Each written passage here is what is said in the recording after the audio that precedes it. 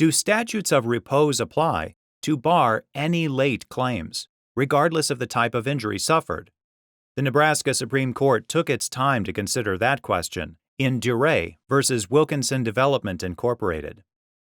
The Tri-City Sign Company built and installed a large restaurant sign and support structure in a parking lot owned by Wilkinson Development. Tri-City completed installation on May 15, 1999. No one realized that the sign measured 75 feet high, 10 feet higher than planned or authorized. On April 3, 2009, the support structure holding the sign failed.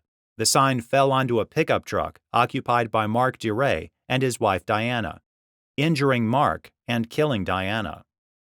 On November 13, 2009, Durre sued Wilkinson for personal injury and wrongful death.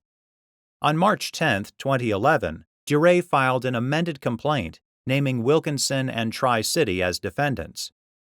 Durre alleged that Tri-City negligently created an inherently dangerous condition. The trial court granted summary judgment to Tri-City, ruling that Durre's claim was barred by Nebraska's 10-year statute of repose. Durre appealed to the Nebraska Supreme Court.